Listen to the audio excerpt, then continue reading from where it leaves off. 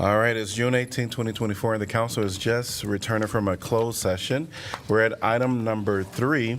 Could I get a motion to adjourn?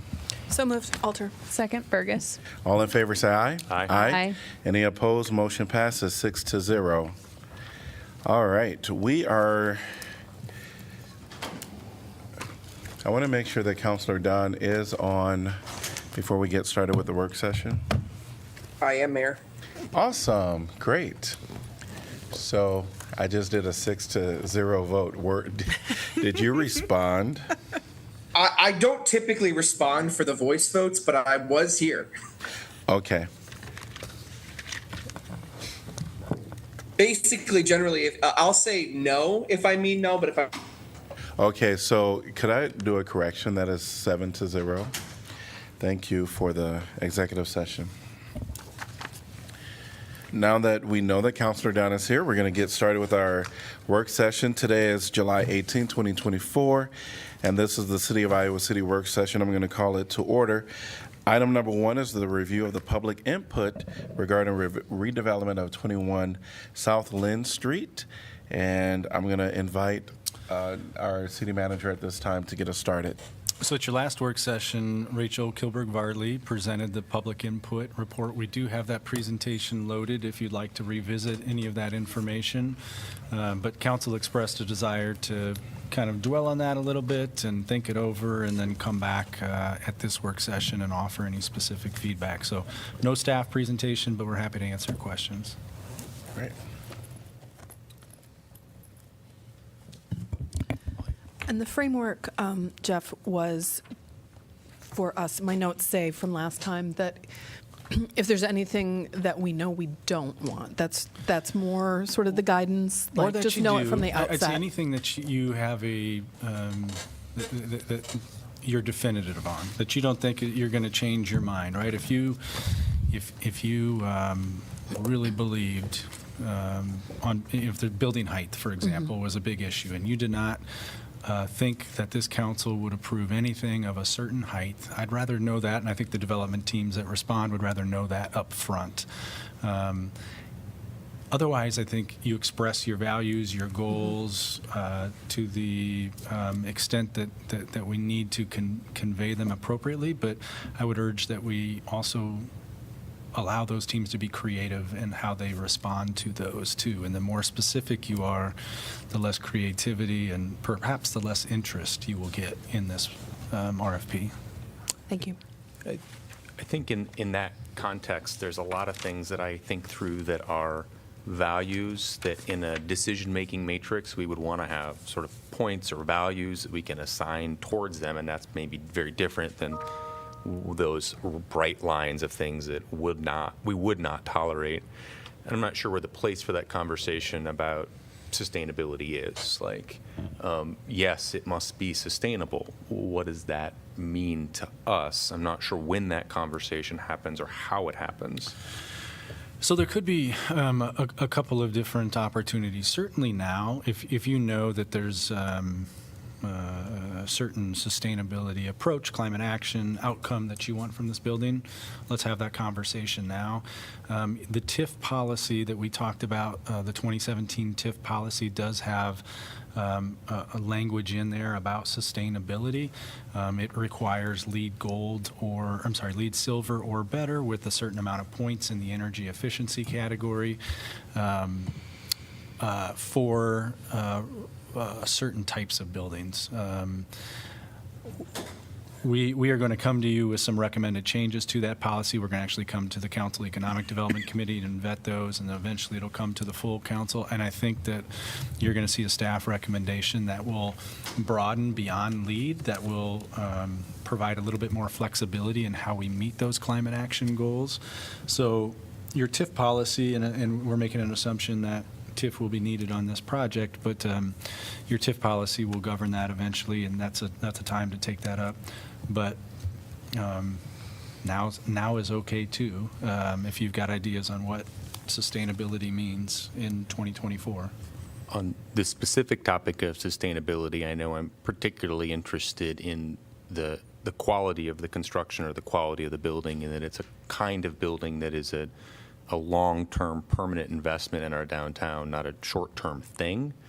And so while sustainability can sometimes encompass the operational energies that buildings use, it can also encompass the amount of energy it takes to build the building and how long it's around. So I would like that conversation when it happens to include that sort of both of those dimensions of sustainability, and then that being part of our decision making is how much carbon or energy the building uses to operate versus to construct, Yeah. and that it's something that it's a permanent quality building. Yeah, I think we can have that conversation. I think that's a good point. One of our goals for this, right, we're looking at the long-term health of the downtown. We're not making short-term decisions with this project. We're really trying to add long-term value, and one way you do that is you build a building as you're describing. So I think you guys can, react to that. Generally speaking, I think if we're simplifying this, and please, if I'm oversimplifying, let me know, but I think you're getting at avoiding construction with wood. Yeah, light wood frame construction. Wood frame construction, which is going to be the cheapest route until the building code requires you to move to steel, which tends to be 8 stories or more. A lot of the buildings that you've seen in and around town at that 4 to 6, 7 are stick-built or wood frame construction. So we could certainly require higher construction standards regardless of height, and I think that would align with the goals of the long-term benefits. It will increase cost if it applied to a shorter building. Again, once you get past 8 stories, you're going to be in that level of construction anyway. Councilor Dunn, I know that your hand is raised. Thank you, Mayor. I guess I just have some broad comments that I'd like to share about my thoughts on this. One of the main priorities that I've heard from folks and that I really agree with is I think it'd be amazing if we could, in attempting to preserve some ground level commercial space, if we were able to do something to provide, an incubator space for small businesses. I think that is something that would require an immense amount of planning, input from the business community as well, as to especially how we develop a process to, get businesses that are off the ground, eventually out of that space and into another space that suits their needs, so that other businesses can access that public benefit. But that's something that's really personally important to me. We have a really prime opportunity to potentially, give small business owners and entrepreneurs in our community access to the biggest market.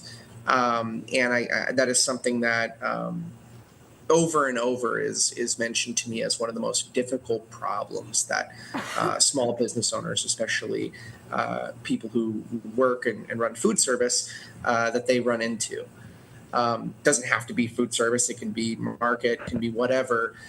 But that's something that I'm super interested in. I also would share interest in, the design and building aspects that Councilor Moe is bringing up as it relates to climate and long-term longevity.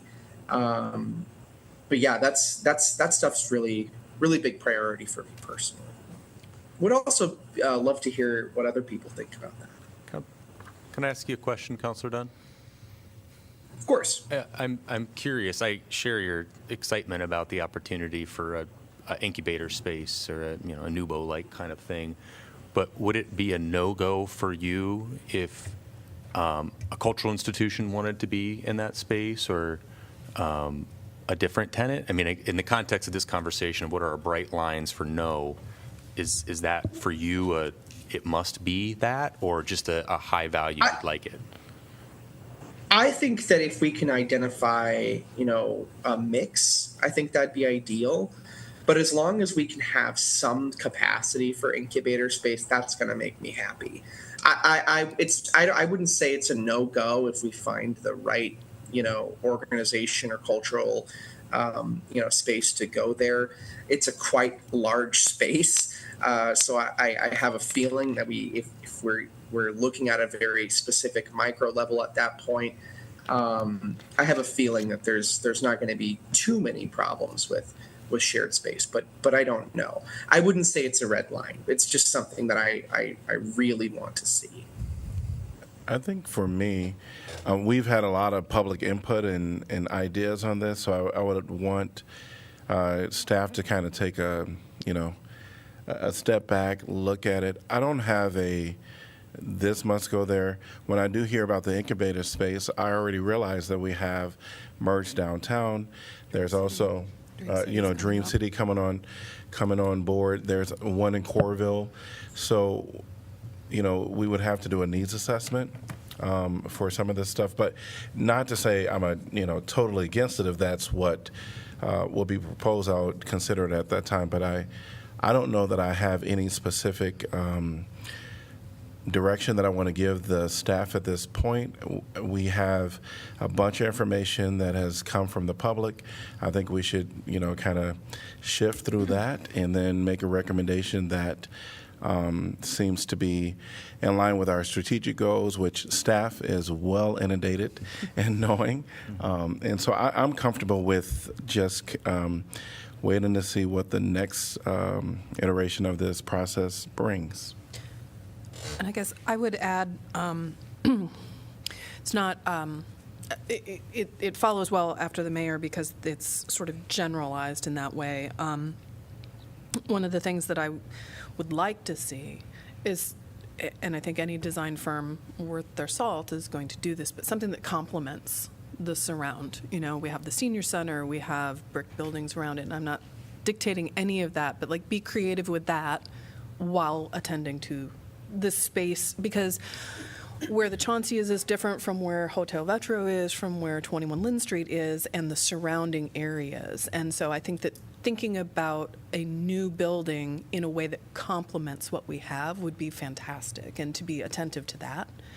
I'm also mindful of, I think, from the feedback that we got, that Rachel and her team have collected, that there was a lot of really valuable feedback over at on the Ped Mall where the market is, right, where there's that transition space. So something that actually is drawing people in.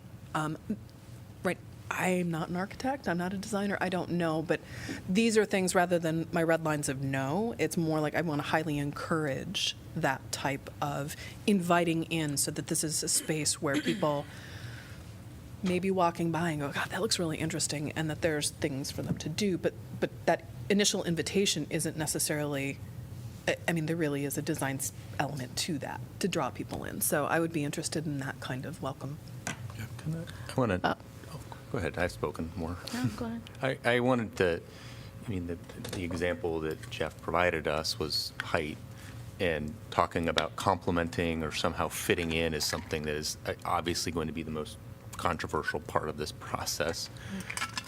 One of the things that has been percolating in my mind is how do we say it fits in, right? Are we going to wait until the last minute to say it fits in, or are we going to give some kind of guidance? And one possibility is to acknowledge the fact that downtown is listed on the National Register.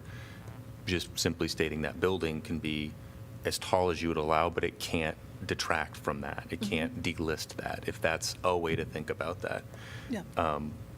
And I don't know who gets to be the arbiter of that in the design phase. That's the tough piece, because those kinds of things don't happen. But I'd be curious to hear your all thoughts on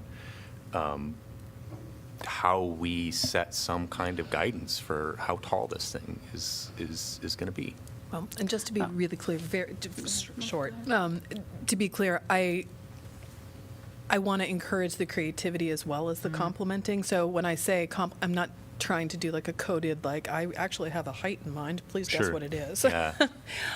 It's not that, because in fact I've seen designs, they haven't come to fruition, where there have been really interesting, very tall buildings, Yeah, right? They step back, they Yeah, change and materials. so I just want to encourage that it's like that.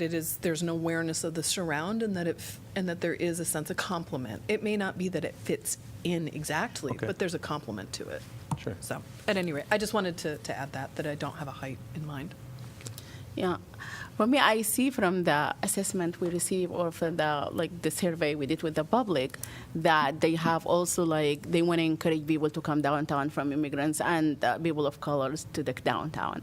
And I think if we look at the downtown where we have all these businesses, we're gonna see few businesses are buyback community here in the downtown, and I'm not really, for example, asking for another incubator or anything, but if there is any space for business, doesn't matter if it's a restaurant, doesn't matter if for buyback community to start their business for 13 years. And will be if their business is successful, they can see somewhere else because everybody will know them and they can either stay in the downtown but go and rent there, or maybe just go somewhere else. And that's what I mean. If we can find to encourage people to come to downtown, the people come to the thing that they relate to. And I think more buyback businesses downtown will be great to be added to this. This way we will draw people that not normally come to the downtown so they can come to the downtown. I agree with you 100%. And I think that, emphasizing a sustainable retail incubator, whether that's, food-based or mercantile-based. I've heard from members of the downtown district, I've heard from business owners, that barrier to entry is extraordinarily high. It's extraordinarily high for, the least, the average level of disadvantaged people in our community. For people who are more marginalized, it's extraordinarily, and sometimes it's not a barrier that can be passed. 100% agree with you on that one. I think big picture on that point, I'm remembering with the South District Market that we actually changed the zoning code to enable a use that could help subsidize those spaces. And I think that premise, I could see there may be cities that would approach that very, very differently. However it's framed, so that potential developers know that we are a community that values this and wants to encourage it, not we just want a Louis Vuitton store there and that's what would make us happy. I'm not really at this stage, I'm not interested in suggesting specific uses, but I think as to the sustainability, having a building that the use can change over time.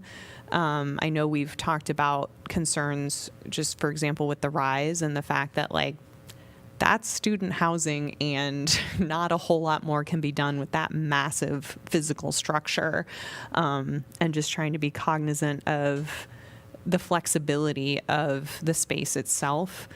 I also just wanted to say publicly we do know that there was a decent amount of public input looking for green space or a park, and I really appreciate the fact that we've been very clear in saying that's not what this space is for, and that we want to encourage this to be a place where the public is very welcome and feels, as you said, invited in, and not exclusive, right? That it doesn't feel elite. I think the Chauncey is always the example that comes to my mind of my favorite public bathroom in Iowa City, and you can walk in there, and even though it's a very nice hotel and condos, you never feel like you're not welcome in that facility. So however that can be done through design, I think is really important. And then just, the long-term flexibility and the mix of uses and having the density that is appropriate for the very, core of our community.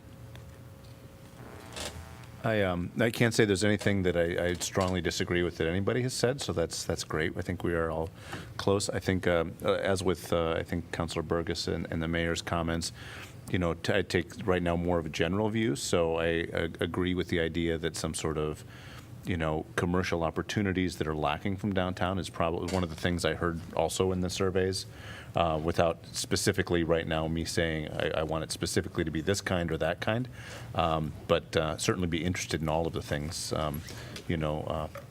that have been mentioned. Certainly would be great. Just to be on the record, because we started this conversation with building height, I also don't have any problem with a taller building as long as it, and Councilor Alter, I think, said this, complements. When I stand on that corner there by just down from the Englert and sort of look at that streetscape, it's kind of cool, right? It's really cool. And so I don't think height is the defining factor of something that complements, but certainly whatever that design looks like, that it fits. Like I don't think a Chauncey design fits in that corner in the same way that different kinds of materials might be more fitting in with sort of the character. At the same time, definitely I love that openness also of the Chauncey. I think I agree with that. It's almost a semi-public space, and I think that's pretty cool. So yeah, so there's no hard red lines in any of that statement, I guess, but. Actually, it does occur to me, one thing that, when you're talking about the rise, I want to keep it general in terms of comments, but one thing that I would have a very hard time with is luxury student housing. Agreed. I just don't think there's a need for it. And so I would have a very hard time with that. I mean, we didn't specifically say affordable housing. We did mention the strategic plan, but I suppose it's worth saying. What's my red line? With- No? No, but also something that would be, we're looking for. And I think we mentioned that in other sort of contexts with our strategic plan, but just to make sure it's part of this conversation tonight. That's one of the reasons why I don't have I'm not against a taller building, because as Councilor Burgess said, we want to see something multi-use, and we'll get more multi, the more floors there are and the And more it's- space is available. Core downtown as well. Yeah.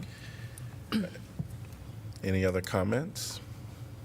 I just being specific, since other people were bringing up very specific items, I would also say that I don't have any major concerns at this point about building height, and I would also share the comments that were just made by Councilor Alter. I'm not very interested in luxury student apartments. All right, great. Thanks. So just, if I could just recap as we sum up, so Sure. everybody's clear on next steps. We're going to get the Council Economic Development Committee together in the next few weeks, and we're going to start to look at the TIF policy that was last written in 2017. Staff will present some suggested edits to that, work through the Council Economic Development Committee. Once that group feels good, we'll bring that to the full council for consideration. The idea is that we're updating that policy before we see any responses to this, so it doesn't look like we're tailoring a policy to responses received. While that's going on, Rachel will take the lead in drafting the RFP, and we'll bring that draft back to the full council. We won't take that through the Council Economic Development Committee. We'll come and we'll do probably a work session or two so that we can get that hammered out. And our goal is still to release the RFP in September. Okay. All right, we're going to move on to item number 2, which is a review of City Council pending work session topics. I will say that if we can focus on what is here and not talk about things that are not, So we're talking or about add no. anything to the list at this moment. So just to get us started, you'll see we do have a few currently scheduled items. These are all items that I know that the council is on board with. July 16th, the new tobacco permit moratorium. We'll get an update from our city attorney. July 16th, we'll also have the City Hall and Public Safety Headquarters Space and Needs Study update. And then on August 20th, that's going to be our free fair transit progress. So we're looking forward to that. The next topic it really deals with our strategic plan action items requiring council discussion. Now here there may be some reconsideration by council, so I just kind of open that up to see if there's any other thoughts to what is listed there. There's 4 bullet points. I actually do have one suggestion, or to get the temperature from people. I do not remember the logic or the rationale. Was there a problem that was to potentially be solved by doing the two-way with Dodge and Governor? Yeah, I appreciate you bringing that up because the Public Works team has been prepping for this one. I think in general the idea was, can we create create safer streets, slow traffic down, and maybe improve kind of on a neighborhood feel around those one-way couplets. So Public Works has spent quite a bit of time working with our consultant to diagnose this, and we're actually ready to come to you now and talk through the pros and cons, and we'll have a staff recommendation for you on that. So it's not under the currently scheduled, but it's ready to go. It's either going to be July 16th or that first meeting Okay. in August. Then, thank you. Yeah. Perfect. I'll So just if we take drop myself that out. now, that'd be pretty rough, huh? That I am in no way, shape, or form. I want to. This is great. I look forward to hearing what the. Including the price tag for it. Correct. We'll be part of the pros and Okay. cons, and yep. Okay. I will just say that I'm very interested in the regional transit system. I know that you sit on the Metro board, and so this I want to keep there, so at least to have the conversation, even if it's not all what it's cracked up to be. So. Yeah, no, I think now's a great time to start working on that, and I not only at the MPO level, but at the Better Together Working Group for Pillar 3, which is the mobile connected region, and we have an opportunity relating to possible relatively near-term activation of the Crandic Corridor with electric battery-powered trains that we're looking at. So I do think maybe setting aside some work session time to get that presentation and update.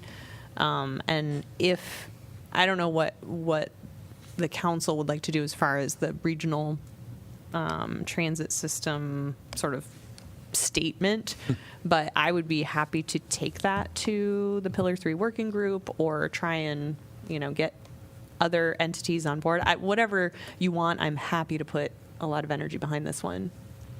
I guess I would maybe, I'm not against that, but I think maybe working with staff to create that Sure. statement and bringing it to us. Are folks comfortable with that? I am. I think that with regional transit, everybody says, well, duh, just have a countywide transit. And then you realize there are so many rules and it's so complicated. So actually having a public work session where we explicate that, why it's so darn complicated and hard, because we all want it so badly and can't get it done. So I think that conversation is worthwhile for the community. I know that the one there about the legal steps discouraging, preventing bad faith and predatory property investors is one that, in fact, I just within the last 24 hours got some updates on some of our bad faith property investors here in and around our community and the way they are letting their properties, they're upping rents with the justification of more maintenance and then doing no maintenance. I hear it from my mom, hear it from other members of our community. So I don't want to see that one fall off, or at least I'd be open, like maybe there's a way to, because we've already done some stuff looking at some legal. I know that we had some discussions on that last summer, I think, last fall maybe, at that time escapes me. But to leave something on there because that's going to be an ongoing problem. That we deal with we're still struggling to find ways to deal with. So.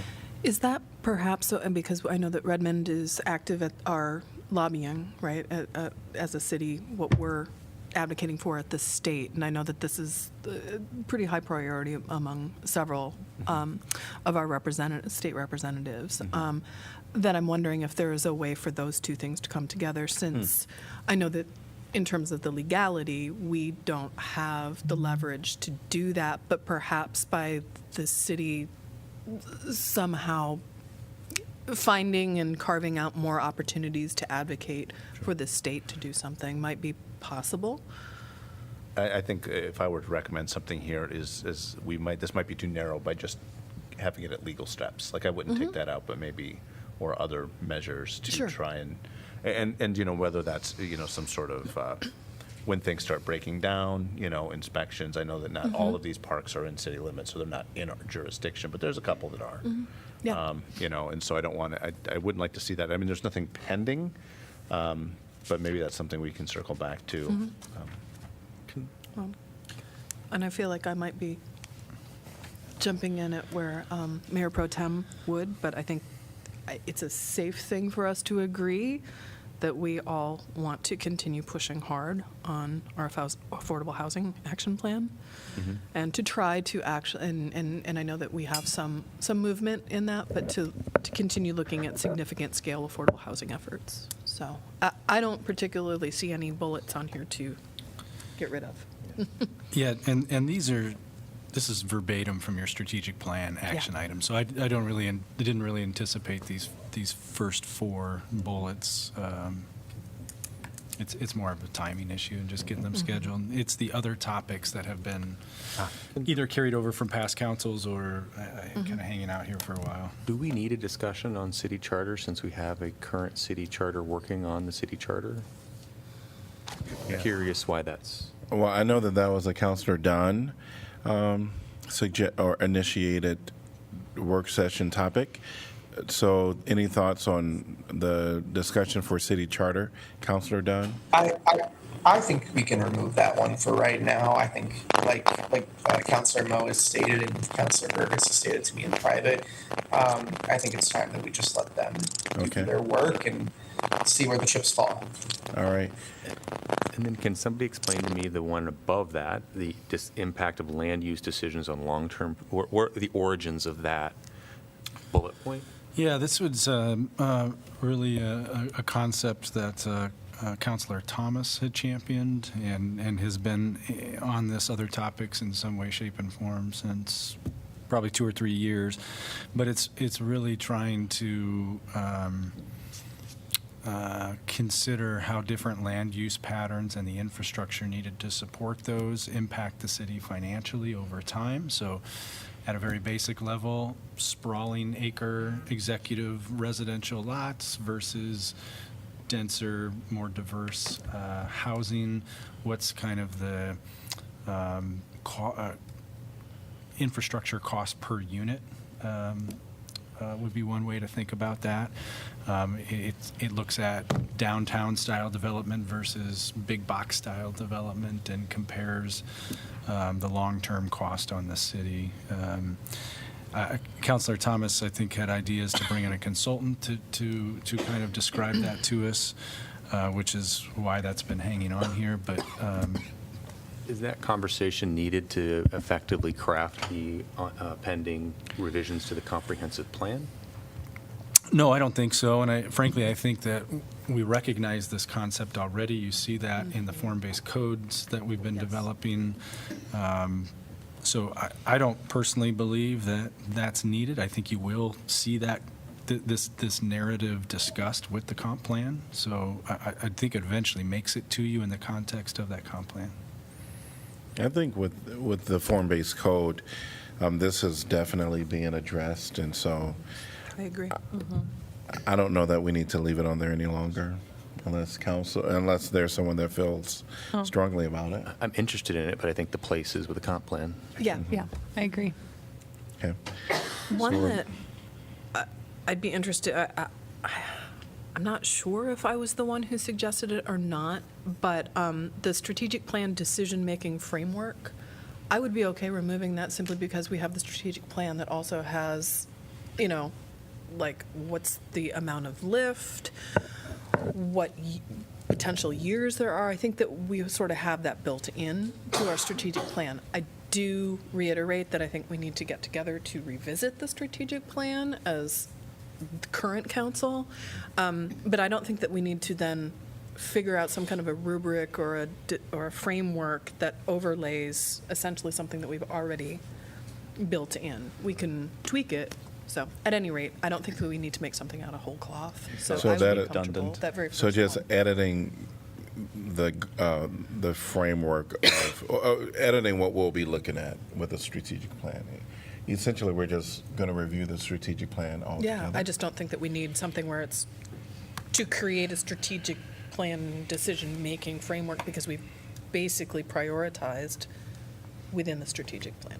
I think that came from a pattern of us kind of straying from, is this following the plan or not, and we'd kind of go off. So as long as we're keeping the plan in focus, I agree with removing it. But I also think, maybe now's the time to say, hey, we want to have some kind of retreat with the current council around the current strategic plan. So that's going to be additional time. That is a work session. Where does that fit on this list? I would and also timing? say I very much like the subheading that says here's the things that are on the pending list that are part of the strategic plan. I think that's a great call out that helps as well. So Speaking about the strategic planning, I just had hard time to fit like the metrics that I was talking about for everything that we do as a city. How can we add metrics to like affordable housing or anything else? Where can we fit that in? You think could be on the strategic planning as well, or how that, if you can just. So I was going to add a review of the strategic plan on this, just based on conversations with council.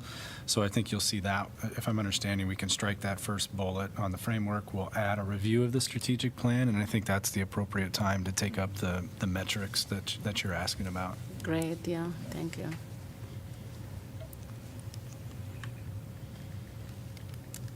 Do we need to just say, because kind of the point of this, right, are things that we're directing city staff and maybe ourselves to come up with some information for us to talk about, such as we have scheduled for July and August.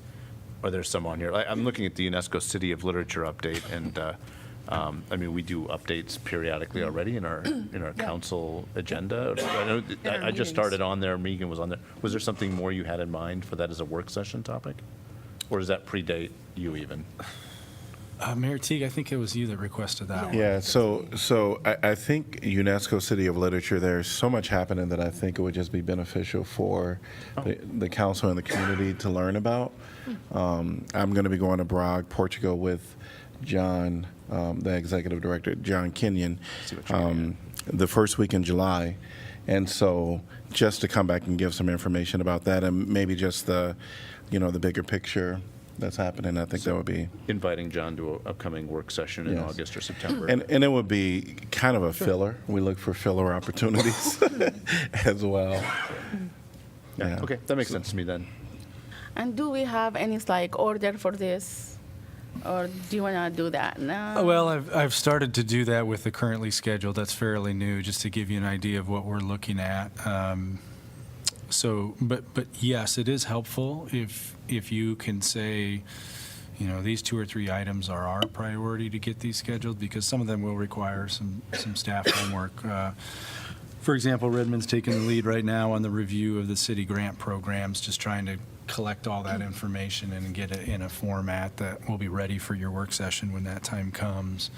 But if there's any other priorities on here, it is helpful to know. I think the crisis response one was one that we said, let's have that conversation in light of sort of fall budget time. So just making sure that happens. Yep. Yep. And there are some, just like that one, that does have kind of a Time. date or, yes, a time. there's a timely component to it. Revenue was very much in that bucket for I was me. going to ask Yeah. about that as well. Yeah, the lost conversation and other revenue streams. And affordable housing, I think we need to start having a plan for that. So I do think that the affordable housing is up above under the strategic plan action. So I would be comfortable just crossing that out just from that the other topics, because it is accounted for. Yeah, that way we don't have just topics just to have topics. So people are okay with that. what do you mean, like adding? We're It's gonna up above. discuss. Yeah, it's up above in the second bullet. Oh, we it don't- is there? Yeah, so we don't have to have it down there. Okay. Oh, I didn't notice that. I also like the way that we've been roughly putting it along the calendar for priorities. I think that that's incredibly useful. And so I would just recommend that we, maybe on a quarterly basis, or do this kind of sifting through, because then you don't have to scramble. And you can also tell us, you're like, we're not going to be ready for another Yeah. 6 months on X, Y, and Z. So, you know, it's not that it's dropped off. We just need more time. I think that it'll just help us be that much more aware of all the balls that are in the air for us as well as for staff. Like the air quality discussion, I think we're waiting on government agencies, right? Yeah. But Right. when we get information, that will be one that will come back. That's correct. I am interested on the continuing efforts of the Child Care Coalition. However, I also know that this is like, we have committed ARPA dollars, and so, I mean, it's in process, so I think the type of update that I would be looking for is not necessarily in this next 3 months even. It would be sort of like as we start pivoting to think about, well, is there a way for us to sustain this? Are there additional recommendations from the Child Care Coalition? So this is one that's not, doesn't need to be urgent, but I would like to keep it on. Yeah, I guess for me, if it's just updates, I think joint entities is a great place to put it. And then if it's funding request, a lot of that, that didn't go through the routine channels, but I think it's probably at the routine channels to request funding. So I would more be inclined to remove that as a topic that we're interested in. Certainly, it may come before the city for us to address it at council level, but I think removing that from here, I would be comfortable with knowing that it'll be coming up in a joint entities meeting. I would simply want, I guess, the option, if there's new information or something that is timely, and maybe that's where you're coming in, like if there's a funding ask or saying this is coming up, this is a new thing that we want to do, that we could entertain that potentially on a working session. But I see your point. Yeah. I kind of see it as an entity, and having that a part of the city's, pending topic, I don't know is the wisest thing, although there are other avenues for that to happen should it occur, and the need is there. So consensus on Child Care Coalition update is what? I mean, it is an update, and so I see, to your point, that childcare, that could work well as a joint entities. And I'll just work my back channels to Sure. get If more ever- yeah. information from the Child Care Coalition, and if I Yeah. know that there's an ask or something coming up, I talk to other counselors to Yeah. see if there's the appetite. Yes. Sounds good. I'm fine with that. And our next joint entities is July 15th, Yes. right? Yes. Any other items here that we want to discuss for retaining or removing? Where is council at on the license plate reader? I'm going through the things that we have not mentioned yet. So I know that we've had a fairly robust conversation about it, but I don't know that we landed anywhere. Is this something that we want to bring back up? Yeah, we were, this was a budget proposal that was not funded. You had requested more information, some public education on what these license plate readers are, how they're used.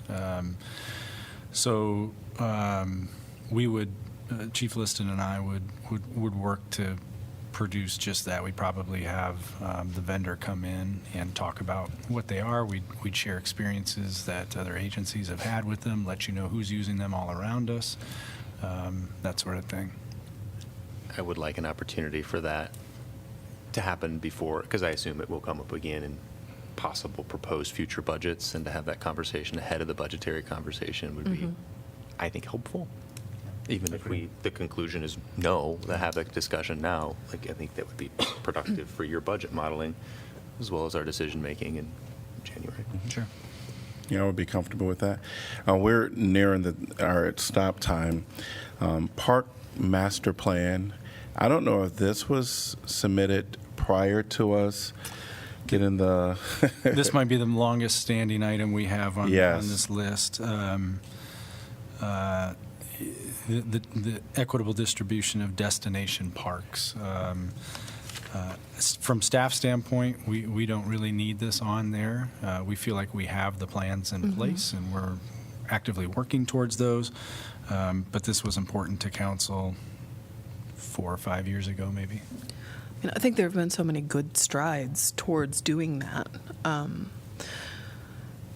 Yeah, I think we can remove it from our work session and know that staff is taking that seriously.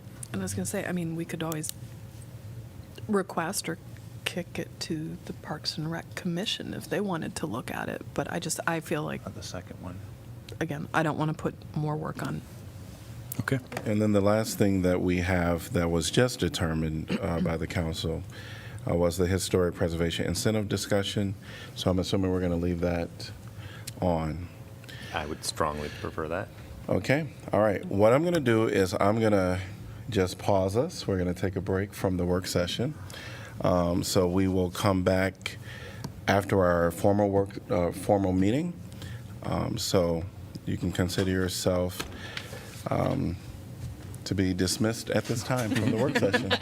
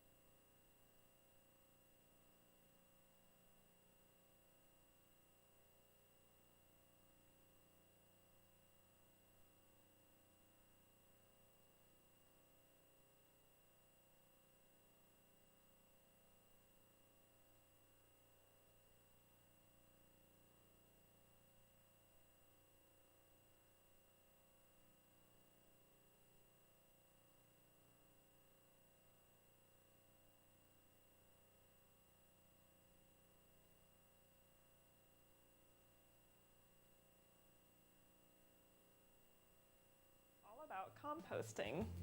Perfect timing since we just finished preparing some fruits and veggies for the week and we have a lot of food parts left over.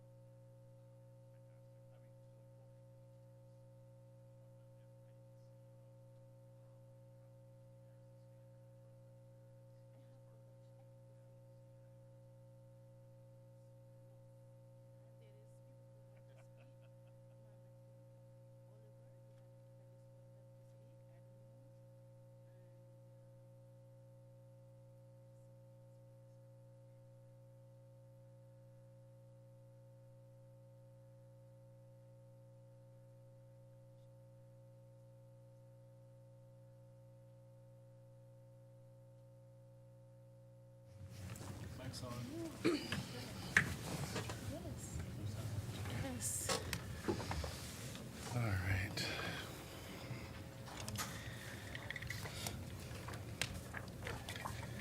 All right, mics are on. It is 6 p.m. on June 18, 2024, and I'm going to call the City of Iowa City meeting to order. Roll call, please. Alter. Here. Burgess. Here. Dunn. Here. Harmson. Here. Mo. Here. Saleh. Here. Teague. Here. All right. Well, welcome everyone to your City Hall. And if you're joining us virtually, welcome as well. We're going to jump right into this. We have proclamations. 2A is going to be Parks and Recreation Month, and this is going to be read by Councilor Megan Alter. What's her name? Whereas Parks and Recreation is an integral part of communities throughout this country, including Iowa City, and whereas Parks and Recreation promotes health and wellness, improving the physical and mental health of people who live near parks, and whereas Parks and Recreation promotes time spent in nature, which positively impacts mental health by increasing cognitive performance and well-being, and whereas Parks and Recreation encourages physical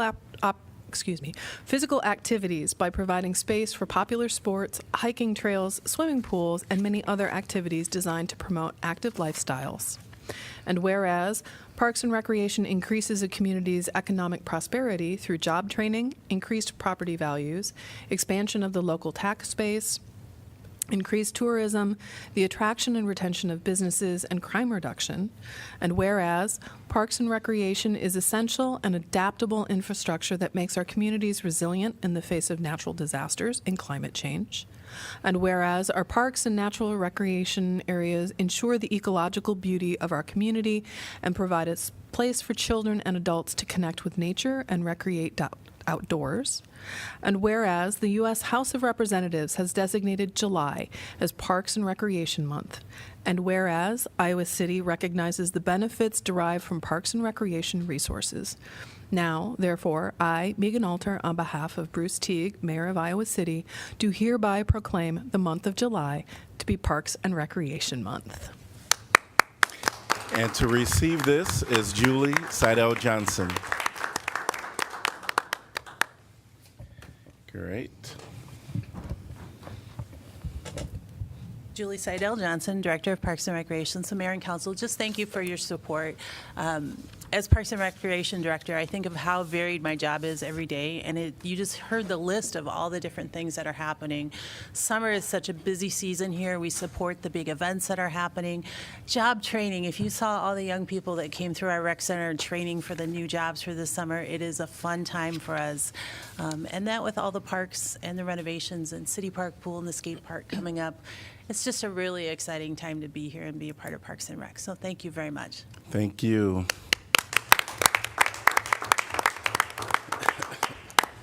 To be is Waste and Recycling Workers Week, and this will be read by Councilor Moe. Whereas, according to the Center for Disease Control and Prevention, the eradication of many diseases in the Western world is due in large part to higher public sanitation standards resulting from effective garbage disposal, and whereas the proper collection and disposal of waste, recycling and organic waste are integral to preventing litter and dump heaps, and whereas the City of Iowa City values and celebrates dozens of workers in the public and private trash, recycling and yard waste and organics industry in our community, and whereas the City of Iowa City promotes environmental sustainability through reducing waste and increasing recycling and compost. Now, I therefore, Josh Moe, on behalf of Bruce Teague, Mayor of Iowa City, hereby proclaim the week of June 16th to June 22nd as Waste and Recycling Workers Week. Receiving the reward on behalf of the city is Jen Jordan.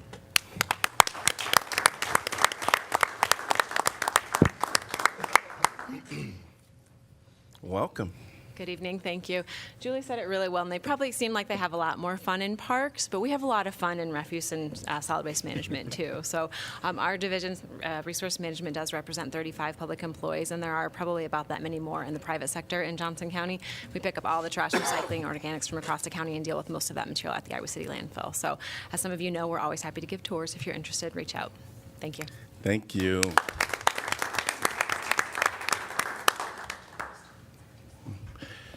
And I'm not exactly sure if the mic is on here. If staff can check that, please. Okay. All right. Great. We're going to move on to Proclamation 2C. This is Juneteenth National Freedom Day. Whereas Juneteenth National Freedom Day commemorates June 19, 1865, when Major General Gordon Granger led Union soldiers into Galveston, Texas, bringing news that the Civil War had ended and that Emancipation Proclamation declared all slaves to be free. And whereas in 1866, Juneteenth commemorations began to be celebrated, consisting of prayer services, inspirational speeches, readings of the Emancipation Proclamation, food, games, and dances.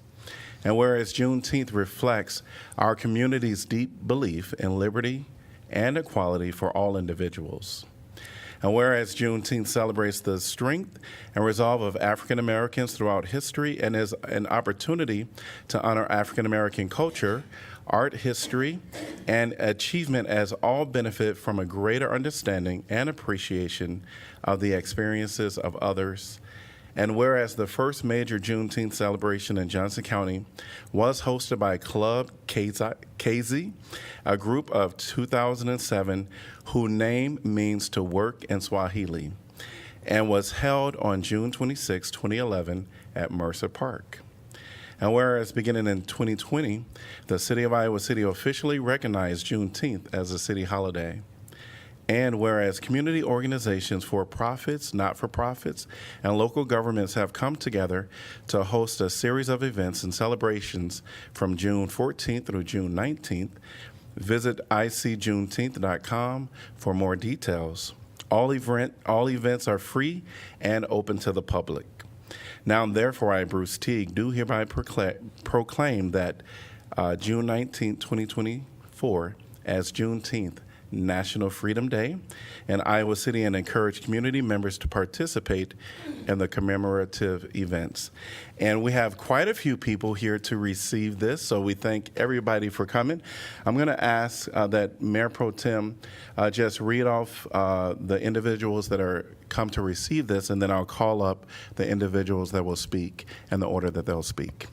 Okay, first I would like to mention all the organizations that have represented people here on the room. So African Community Network, Black Voices Project, NAACP, Immigrant Welcome Network of Johnson County, Iowa City Human Rights Commission, Black Professional of Iowa, TRC, and MDC, the Multicultural. So we Yes. have the people here. They're going to accept. Do you want me to call them or? Yeah, so the individuals that are going to be speaking, and this order will be, Of course, Mama Teak. The first one. Yeah, I just. yes. Okay. And actually, it'll be followed by, we'll just go ahead and name them in the order. And, yeah, it will be followed by Ann Kitchi, and Noor Saad, Roger Stolla, and Mr. Townsend. Yeah. Great. And I'll just come Townsend. and lay these all there for when you come up. So let's give them all a round of applause.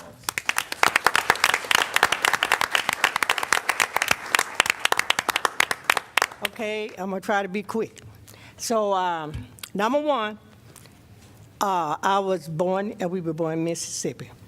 And this all taking place in 1954 and 55. I have here a deed and stuff, you know, my father and them deed, where we had, I look at it every year one time. And this is the deed we had to our house. We had just got a new house with a bathroom made in, but we hadn't got the bathroom. You know, we were moving on up, right? But make a long story short, my dad was a minister, and he and three more men was trying to get the people to vote. You know what I'm saying? So they would go to a hiding place, you know, talking. So they killed Reverend Lee, and then the other guy, they shot him, but he didn't die. They pretend he was dead and took him to Memphis. So my dad was left, right? My dad had 11 girls, no boy. So prior to this time, so one of the Ku Klux Klan men came to my house in the day. He said, Reverend, don't go to your church tonight. He said, they're going to kill you. And he said, I don't know what I'm saying. He said, because if they find me here, they're going to kill me. He said, but I don't know why I'm doing it. You all know there was nothing but God. But anyway, the man, we had one store. Paul McDonald was the storekeeper. And his farm was right next to ours. We were real good friends. My daddy, you know how you take up stuff all the year at the store and you pay it when you get your crop done, right? So my dad didn't have a lot of money. So the man said, please, they're going to kill you. Because they already had killed Reverend Lee now. So my dad said, I can't leave my family. We just got our new house. You know, I can't do this. And so my mom, she said, James, they don't want us. You got to go. They already killed Reverend Lee, you know. So my mom said, it was at home was 5. So it was Irene, Maxine, and me. And then the 2 youngest, Paul had enough money to send my dad and the 2 youngest, you know, hide them out at night and took them to, you know, to get away. And everybody said, Reverend Hargrove, you just go.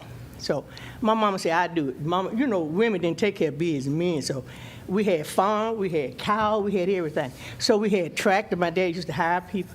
And the man said, they're not going to let you live. He said, you're too smart of a nigga. You know, you can't do it. So mama said, James, just go. They took Dad. So that night, when the night came, like he said, they came up to the house. You know, when you got a lot of cattle and stuff, they come up to the thing at night. Right, you know, they be scattered all night, but they come up to the, you know. So they came and they turned their lights all on us. The bright lights, you couldn't see.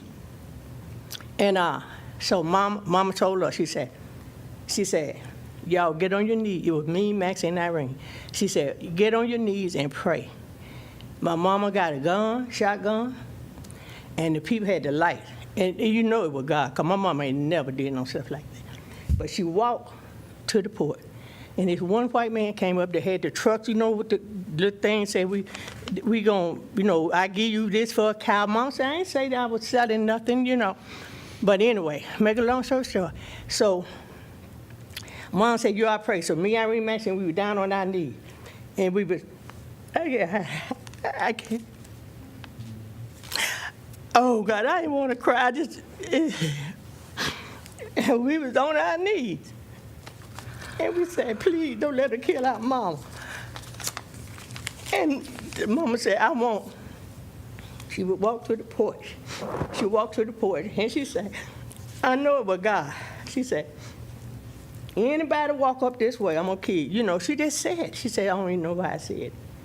But anyway, do y'all know the man who was in charge, he said, he raised his hand up. He said, we were just saying, please, Jesus, don't let him kill our mama.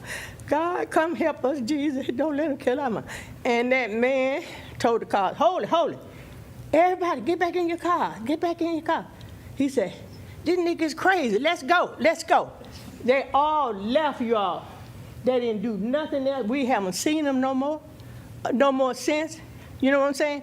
No more since. They didn't bother us anymore. We gave our stuff away. So my daddy got to Chicago, you know, we was all in the newspaper. NACP helping us. They were breadbasket at that time. So we had our house, 71 acre, paid for and everything.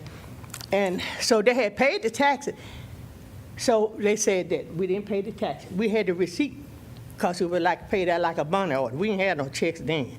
We didn't. So we had the receipt. Send the breadbasket down there. They're going to pay. But to make a long story short, my daddy said, it ain't worth nobody dying. He said, we can get another house. We can get other land. I don't want nobody else going out there and getting killed. And he said,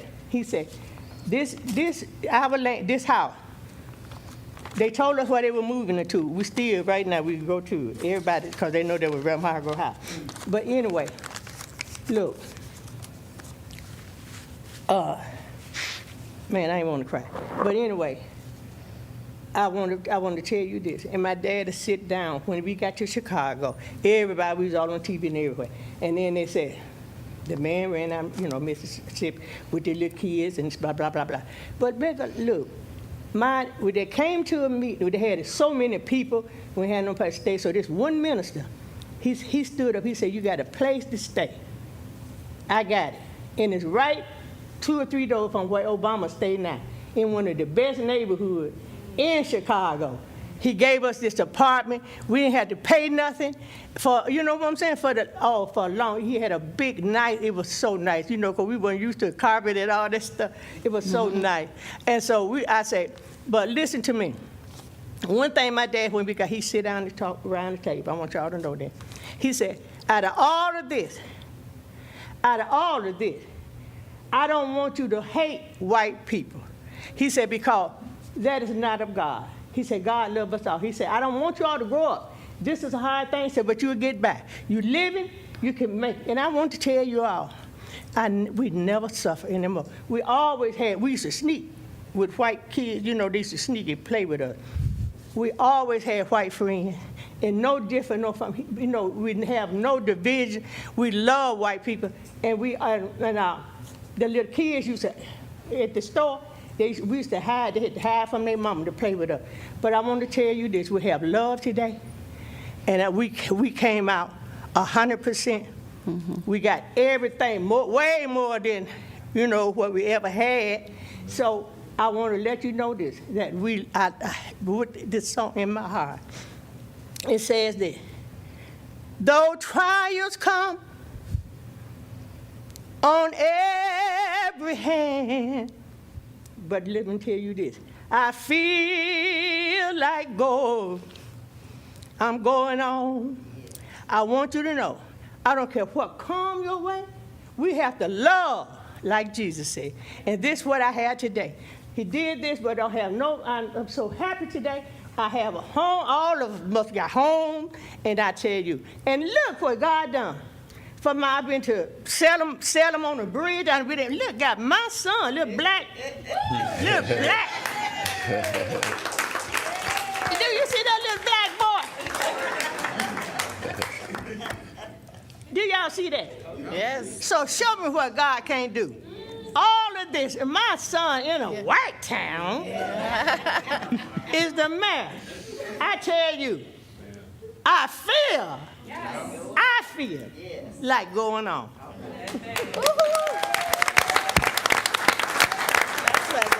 Leave it to my mother. I was supposed to tell her to talk to the council, but you can't do that to your mother. Yeah, you cannot say that to your mother, so. Okay. Annie, Anchor Chief, please.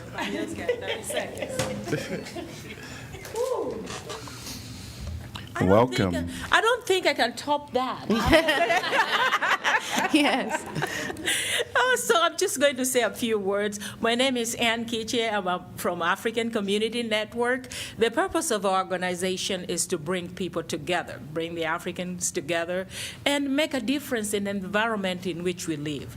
I hope we can all work together to bring unity in our community. Thank you. Amen. Great. And please take a proclamation. Yep. Noor Saad.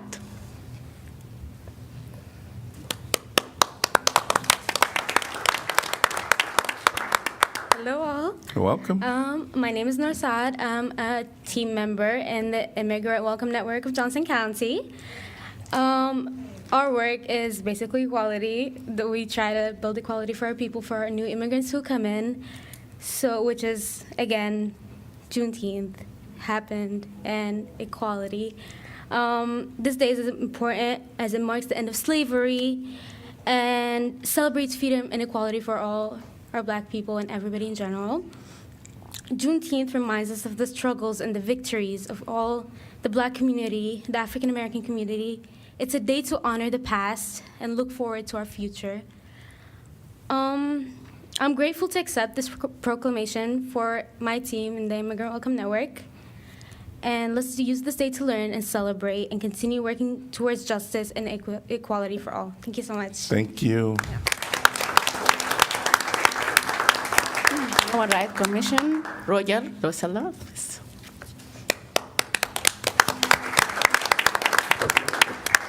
My name is Roger Lusala. I'm representing the Human Rights Commission.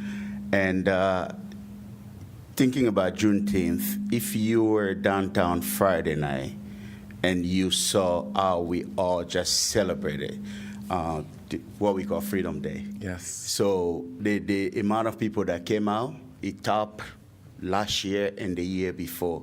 And we hope we can just keep moving forward. You know, on Saturday, we celebrated Pride. You know, Farage just told me the number was 21,000 people. So that's the goal for Juneteenth. Yes. So we're going to keep pushing that forward so we can all get together and celebrate Freedom Day. So thank you for recognizing Juneteenth, and thank you for all you guys do to make this city a better place for not only us, not only the immigrant that we're coming to live in this town, but for mostly our kids. So thank you. Thank you. Will you take one from Mama T as well? Yeah, I will. We have now Orville Townsend, please.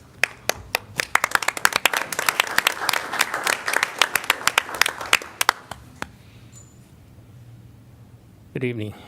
Good evening. Juneteenth is it's unique. Ask ourselves, how can you be free after being enslaved for so long? How can you be free and go for such a period of time and not be aware of it? But I think that goes to tell us, it tells us about the human spirit. It tells us that we can be oppressed, but we have that spirit that keeps us going. We don't think about Juneteenth, we don't think about freedom, we think about day to day. Today has its challenges. Can I survive it so that I can begin working on tomorrow? I look around me. I came to our city in 1962 on a football scholarship. I remember that I like the fall because the breeze and it's not hot. I used to like to walk. I could walk around this city and almost cover the whole city, and I haven't seen too many people that look like me. And when I did see somebody that didn't look like me, a lot of time there was a lot of hostility. That was a safety factor. But you know, the Lord works in mysterious ways. And I think about the way it was in 1962, and then I think about where we are today. And the Lord does work in mysterious ways. We have come a long ways. And I think having Juneteenth to celebrate for African Americans, that the city chose to do that, shows us that it's not like it used to be. And that's because of people like you, people like us. I'm glad to be in our city, and I thank you very much for acknowledging Juneteenth and giving it the value that you've given it. Thank you. And take the proclamation there, please. Yes. Thanks to all the speakers that came out. And I just want you all just to stand that came out for this proclamation so that we can acknowledge each one of you. And thank you so much.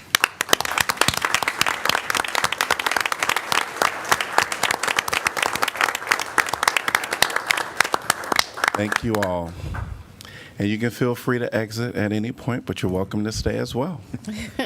All right.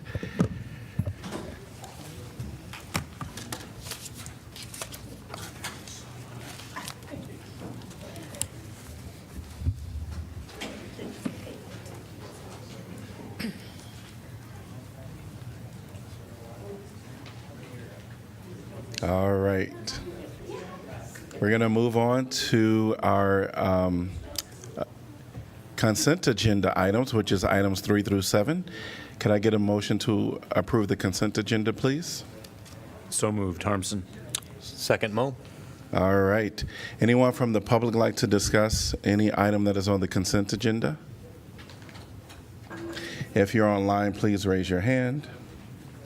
Seeing no one. Council discussion. Roll call, please. Burgess? Yes. Dunn? Yes. Harmson? Yes. Mo? Yes. Saleh? Yes. Teague? Yes. Alter? Yes. Motion passes 7-0. We are on to items that are not on our regular agenda, which is item number 8. This is a time for community comment. The council welcomes anyone to come up and speak to the council. Just know that we cannot respond because we haven't noticed any item that you're talking about. So we welcome you at this time, and we'll give each individual up to 3 minutes. And we'll ask that you state your name and city you're from. And there is a sign-in sheet here. Welcome. Hey, just trying to get unemotional from your mom and those people speaking about things. I'm telling you, man, your mom and mine would have had a good conversation. I grew up in Boston, working class. And my uncle, Frank the Tank, we called him, he was the arm wrestling champion in the city. He was arguing about people he couldn't get along with. He was arguing about black people. That my father was in the union, and so was Frank. And one day, and I was 9 years old, the apartment was full of smoke, and everybody was arguing. That's what we were. You could probably gather that just from knowing me. And my father said, listen. He said, Frank, look, there are two kinds of people, right? Those with common interests, and then the assholes. He said, not all coloreds are assholes.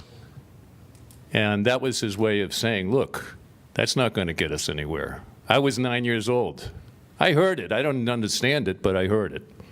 Anyway, I think of Dr. King on this day, who said that the other two sides of the coin, capitalism and racism. And he said that the wellspring of capitalism was imperialism. And Dr. King said that the United States was the most violent country in the world.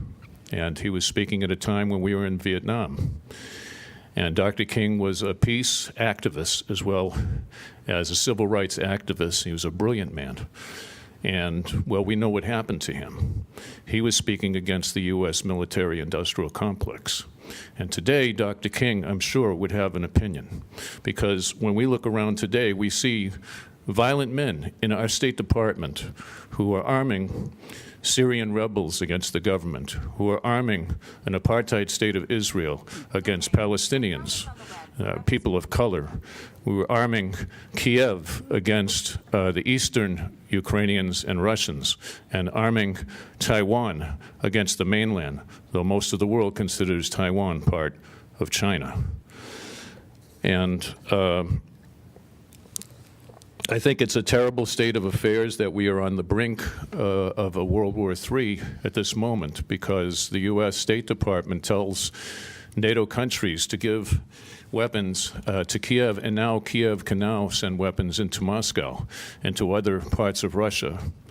We think of Russians here in the United States, or the State Department does, just like they're just not human beings. And that's the same with Palestinians and people in Africa who are starving to death because of global warming. And we need to think differently, and we need to contact our leaders and tell them we need to think differently.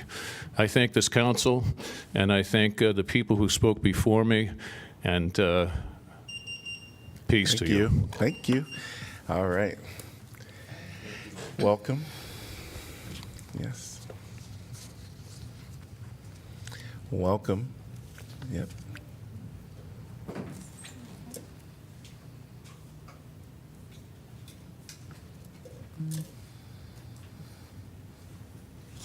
Please state your name and city you're from. Hello, can you hear me? Yes. Okay. My name is Asma Ali. I am from Sudan originally. I immigrated to United States in 2001 with my family, the small family, my son, my husband. In 2001, we arrived actually in North Carolina, Greensboro, and from there we moved to California, San Jose, from California to Waterloo. And in Waterloo, we stayed about 3 years for my husband at that time to finish his residency at Covenant Hospital. And we've been there in that city. We think we are the only black family in the city. But after residency, we moved to Irvine, if you heard about, or you hear about Irvine. Irvine, that's truly, we were the only black family in the entire city. But the beauty of Iowa, when they meet us at Fairway or somewhere, they will recognize us. They will think that, oh, this is Dr. Dalil's family, and so on. Today, I'm so happy to be in Iowa City. We came here since 2006, actually. When I started my first master's degree at the University of Iowa, that was in 2010, and we moved on. So I'm here today to thank everyone in the city of Iowa City for every services that they're doing to us as immigrants, and for you to apologize of everything that you started it and we did not participate with you. We did not come, we did not do anything, we just staying home doing our own things. From that moment, I just remember I have to get out and to do something.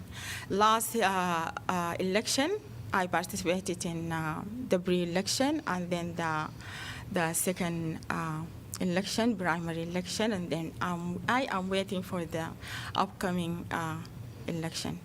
That will be the primary, true? Yes. Yes. During this time, I worked as Arabic language teacher, actually. I teach Arabic for about a decade at George Washington High School since 2000, or from 2011 to 2020. During the pandemic, I moved here to Iowa City from Cedar Rapids. And from that time until now, I worked as substitute teacher at the school district.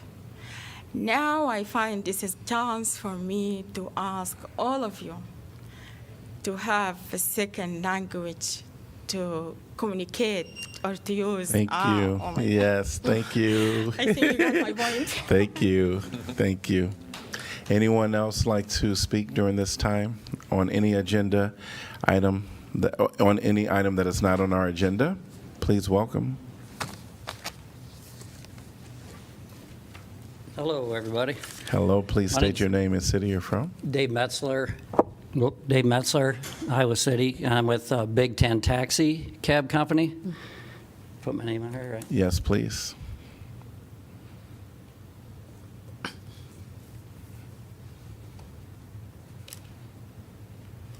Okay, just it's a little thing, but kind of a big thing. It's about taxi cab paint color. So, 10 years ago or something, there were 7 cab companies in town, and it was the main sort of transportation, and each cab company was asked to have a dedicated color. Of course, Yellow Cab's yellow, we're the blue color, Marcos Cab was green and gold, Pink's Cab was obviously pink, Iowa City Cab was yellow, Anyhow, now we come to a time where there's all Uber and Lyft cars all over the place. There's 200 vehicles that could be green, white, purple, whatever color you pick, different styles of vehicles. Every year we have to re-inspect with the city of Iowa City, get the proper permits, do the inspections, pay the insurance that went up huge. I don't think the Uber and Lyft cars have to do that anymore. So now I want to get a updated vehicle, a new van, but it costs like $2,000 to paint a vehicle, and there's only one company left, and that's us. There's 2 of us. Yellow Cab now basically does hospital runs. So I just would like to have you folks consider, not having to paint the vehicle. $2,000 can go a long way with other things. It's just when people get inside your vehicle and want to ride somewhere, what difference does the color of the outside of the van make anyway? But, and once again, Uber and Lyft, they have their cars all over the place. Jeeps, trucks, 4-door sedans, this and that, all different colors. And they don't have to do anything with the city of Iowa City as far as being considered to be that sort of thing. So anyway, could you please take that little portion out of the amendments for cab companies, that it doesn't have to be the dedicated color for your company? Would appreciate that, and wait for your answer. Great. Thank you. Thanks for your time. Yes. Anyone else like to address any item that is not on our agenda? Seeing and hearing no one in person or online, we're going to move on to our regular formal agenda. 9A is going to be vacating easement on Baker's second subdivision. And this is a resolution to vacate a sewer easement in Barker's second subdivision. I'm going to open the public hearing and welcome our city manager, Jeff Ruin. Okay, Mayor and Council, this sewer easement dates back to 1965, in which it was originally recorded. However, since about 2000, the city has considered this easement to be abandoned, meaning we no longer utilize this sewer easement and foresee no future need for this easement. It currently stands in the way of some private redevelopment in this part of town. And in order to facilitate that redevelopment, we are recommending vacation of the easement. Okay. Any questions for Jeff? Was there anything that was actually ever installed in the easement area? I'd ask Ron to verify that. So this was the original alignment for a sewer, and with some upgrades and some trunk sewers, this area was abandoned, so no longer needed. Great. Anyone from the public like to address this topic? Seeing no one in person or online, I'm going to close the public hearing. Can I get a motion to approve, please? Move. Second. Moved by Salas, seconded by Alter. Council discussion. Roll call, please. Dunn, Yes. Harmson, Yes. Mo? Yes. Saleh? Yes. Teague? Yes. Alter? Yes. Burgess? Yes. Motion passes 7-0. 9B is approval of fiscal year 2025 annual action plan. Resolution adopting Iowa City's fiscal 25 annual action plan, which is a subpart of Iowa City's 2021 through 2025 consolidated plan. Could I get a motion to approve, please? So moved. Second. Moved by Mo, seconded by Burgess. And welcome, Erica. Hello, Erica Kubley with Neighborhood Services. So our annual action plan outlines how we're going to spend our federal CDBG and home funds for the 2025 fiscal year. The action plan is a subpart of our 5-year consolidated plan called City Steps 2025. We are in the 5th year of our 5-year plan. Iowa City is an entitlement community, which means that we receive CDBG and home funds annually. Here are our allocations for FY25, highlighted in the yellow. Our overall federal budget for home was cut this year, which resulted in a decrease of about 25% for Iowa City. So with both programs, we have about $150,000 less to work with next year compared to this year. And this table shows our historic funding over the past 30 years. This is unadjusted real dollars. We are not at our lowest funding level, but we are getting less than we received 30 years ago in 1994. Wow. Also want to point out the yellow line, which is our admin funds, which is a percentage of each grant that we can use for staff costs and overhead. That is just decreasing over time. And then this is the same information, just adjusted for inflation. Do you see the comparison of $1994 and $2024? And so this is Appendix B of the action plan. It shows our funding allocations for next year. This includes our new allocation as well as program income, such as loan payments that receive and any unused funds from prior years. So just to run through our projects, the public service funds go to DVIP and neighborhood centers. The awards came through the aid to agencies process, but are funded with CDBG funds. Neighborhood Centers was also funded to improve their Pheasant Ridge facility.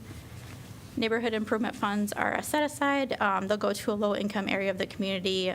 We don't have a project finalized, but in the past we've done curb ramps to improve accessibility and park improvements, and we will partner with our parks and engineering departments to complete this project. Our ongoing owner-occupied housing rehab program receives an annual set-aside for both CDBG and home funds each year, so you see that. And then this next section, the other housing activities, is our competitive allocations. We have $300,000 for tenant-based rent assistance, or TBRA, which will be administered internally by the Housing Authority. We know there's a high need for rent assistance in our community. The wait list at the Housing Authority is so long that HUD advised us to close it as we work through the current applications.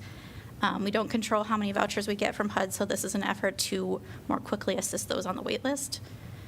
TBRA is a complex program to administer under home. It has regulatory elements of the home program as well as some similarities to the Housing Choice Voucher program. And that tenants would pay 30% of their income towards rent, and then TBRA would subsidize the rest of it. Because it's home funding, through the city, TBRA can only be used in Iowa City rather than the full Housing Authority jurisdiction. And the preference for this project will be elderly and disabled households on the current Housing Choice Voucher waitlist. So likely under 30% of their area median income. The next recommendation is rental rehab at Cross Park Place with Shelter House. This is a project that HCDC recommended, but staff is not recommending funding. The project scored high on our staff risk analysis because of the number of large projects with federal funding currently underway through Shelter House. We have specific timeliness deadlines through HUD, and when we have large amounts of funds tied up, it puts us at risk of not meeting our timeliness checkpoints, which can put us out of compliance with HUD. We also have concerns with the overall eligibility of the project as proposed. We've run scenarios with both CDBG and home funding to see if one set of rules would work better with the project, but there are eligibility issues with both. Some of the concerns are related to the eligible costs. For example, a large portion of the request is for replacement of carpeting, and we got some additional guidance and determined that that is not an eligible expense for rental rehab because it's considered a maintenance cost rather than a rehab cost. Common area expenses as opposed to work in individual units are also ineligible. And then lastly, the project would have to meet our underwriting standards as submitted, and it does not. What we recommend is that Shelter House apply again in our next funding round and work with staff to figure out the best way for the funding to work with their needs. We also recommend that $85,000 that is allocated to Shelter House by HCDC go to the next highest scoring applicant, which was the Housing Fellowship. They are proposing to purchase 2 homes for larger size households and requested $420,000 total. And then we also have, working down the list, we also have set-asides for our economic development program where we provide technical assistance for small businesses and then the administrative costs for both programs. So we are just ending our 30-day public comment period today at this meeting. HCDC made their recommendation at their June 13th meeting to approve the action plan. And then it's due to HUD on July 6th. You'll note that our fiscal year begins on the 1st, so our projects will be a little bit delayed as HUD approves the plan. But once that is approved, we can begin our projects. And then I just wanted to mention a couple other CDBG and home program updates. So we, as I mentioned, this is the 5th year action plans, which means we're starting our next 5-year consolidated plan, City Steps 2030. We are also updating our 2019 Fair Housing Study. Both of those will require public input. Those are planned to take place the week of July 30th, 31st, and August 1st. We'll send out flyers when that's scheduled. We're also dealing with a lot of HUD regulatory changes. HOTMA is Housing Opportunities Through Modernization Act that deals with how we verify incomes of all of our applicants. Inspire deals with the inspections. The entire home program has a new final rule, which is 238 pages of new regulations for us to go through. Environmental reviews are changing a little bit. They've added radon requirements, so now in our owner-occupied rehab program, we have to test and mitigate for radon. Davis-Bacon and Section 3 deal with labor standards, and Build America, Buy America deals with sourcing materials for construction projects locally within the U.S. So a lot of staff time is being spent right now on learning the new regulations, interpreting them, putting them into our policies, and then helping our subrecipients learn them as well. And then a little more positive, it's the 50th anniversary of CDBG this year in 2024. We've prepared a letter to send out to our congressional representatives about what the money means for Iowa City, how we could use more money and that type of thing. So that will go out in August. That's all I have. Thank you. Great, thank you. Any questions for Erica? Erica, you mentioned that one shelter house project that HCDC recommended approval of, but staff did not, and you explained why. And I think you said that ultimately we could be out of compliance with HUD guidelines, HUD regulations. What happens if we're out of compliance? If we miss the timeliness test on the first year, it's like a written report that we provide. But as you go longer, it changes a little bit. So it's like more reporting you have to do to HUD. It puts us at risk for more monitoring visits from HUD, and then ultimately you could get your funding sanctioned if it's a long period of time. Okay. And you said part of this, just piggybacking off of, excuse me, you said there are already several or a few higher dollar federal projects that Shelter House is having funded. Do you have the number of projects? They just are closing out an FY22 HVAC project at the emergency shelter. So that was like $225,000. They're finishing that one out. We've also allocated about $600,000 for other improvements at the emergency shelter through state CDBG CB funds, which the city is administering. Those are the big construction ones. They have some supportive service projects going on as well through ARPA and Home ARP.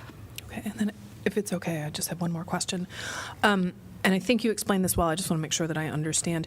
With the dollars that are going to the tenant-based rental assistance through the Housing Authority, there's no crossed wires because of that program currently. These, as you explained it, these are for the folks who are on the wait list right now, even though there are no vouchers. The program has been shut to kind of try to help people catch up, the program catch up. Is that correct? But there's Right. no conflict, essentially. No, the regulations for that program are really similar to the voucher program. It doesn't have all the benefits of the voucher program, but our intention is to pull people off the wait list fund them with TBRA, and then eventually they get a voucher. So it kind of just provides that assistance. Okay, so they're faster. not, okay, thank you. So as a point of clarification, are you wanting us to consider moving the shelter house dollars over to Housing Fellowship? Correct, yeah. And then we would do that. I didn't actually look at the Just accept the at staff the recommendation. Appendix B to see if it's actually still with the 85K for shelter house, but we would have to do an amendment. Is that? I think you mean if we accept the staff recommendation, that's it. They would deal with it, right? The vote here just to accept the, if we want to move this, that means we accept the staff recommendation?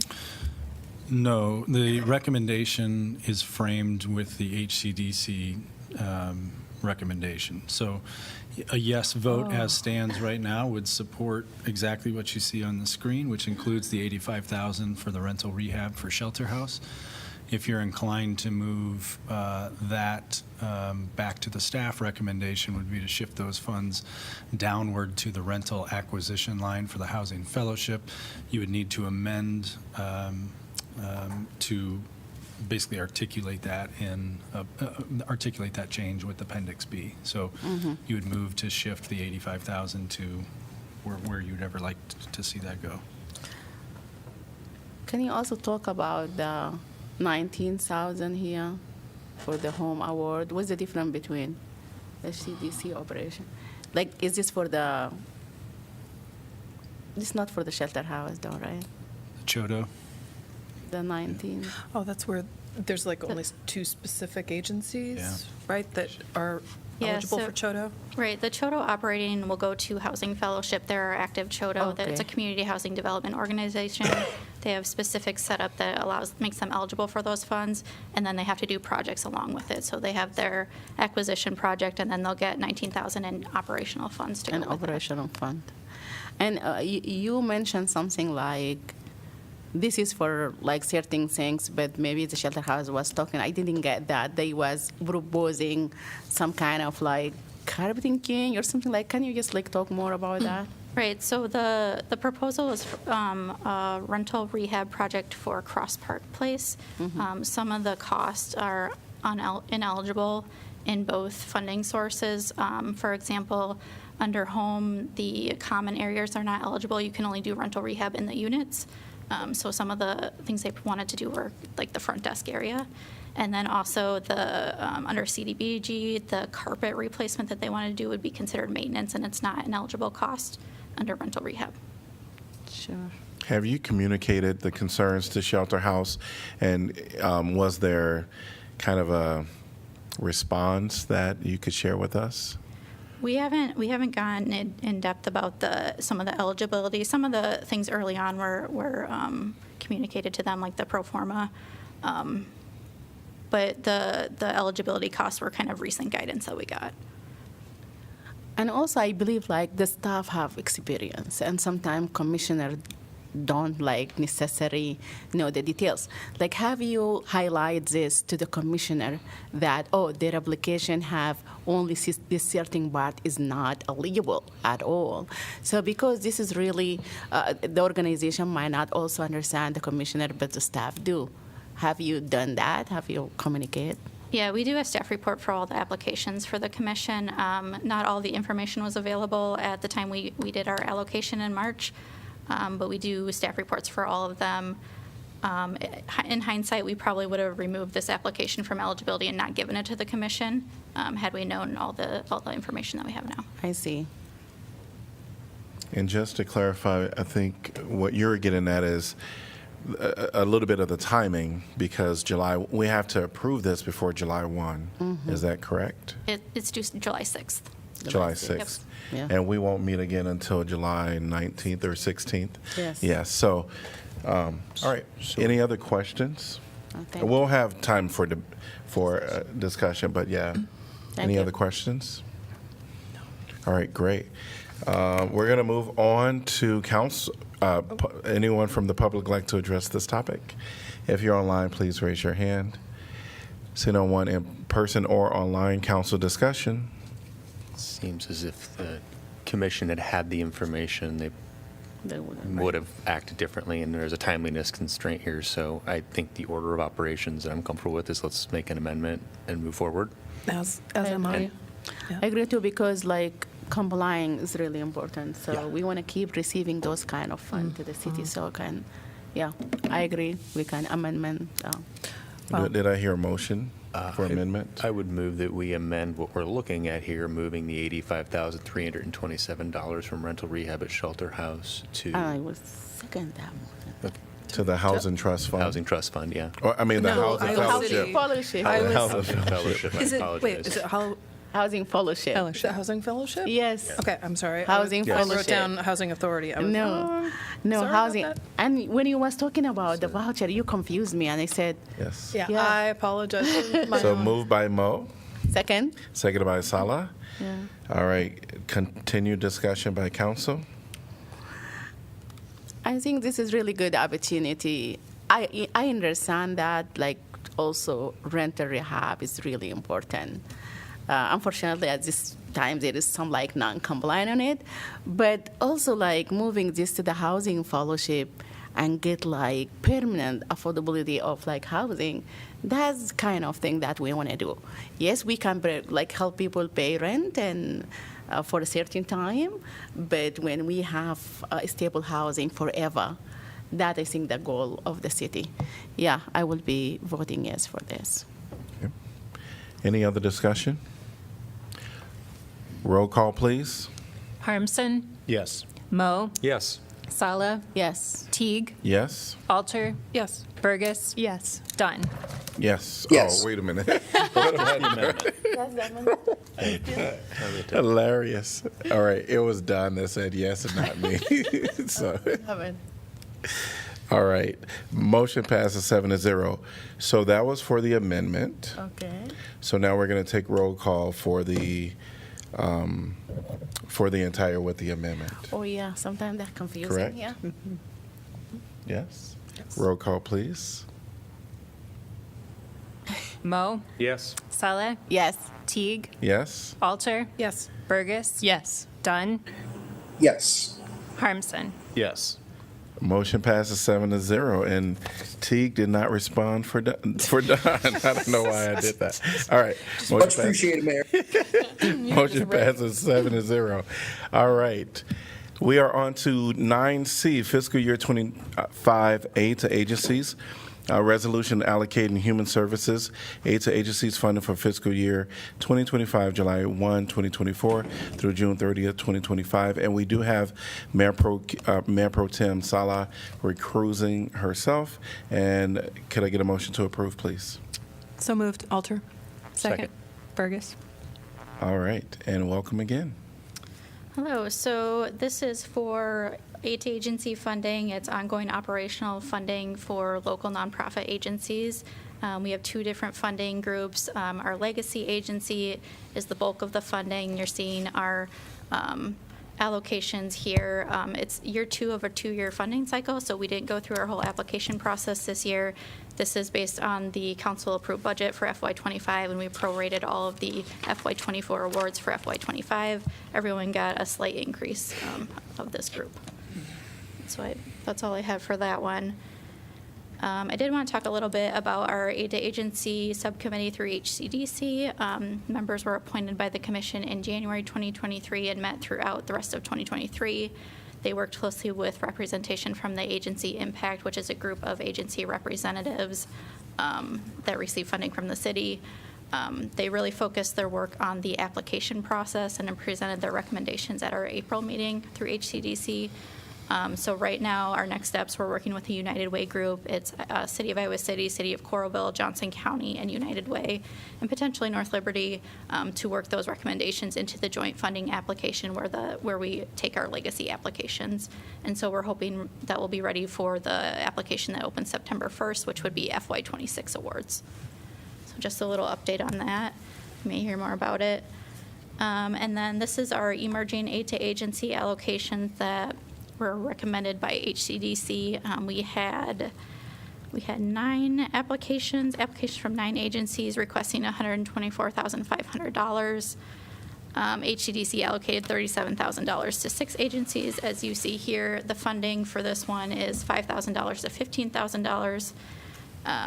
Discussion from the commission surrounded what services to prioritize, whether the agencies are brand new or have been established, past funding to these agencies, and other funding revenues that the agencies received. Okay. Any questions? All right, thank you. Anyone from the public like to address this topic? Yes, please come up, state your name and the city you're from. You don't have to sign in again. And you have up to 3 minutes. Okay.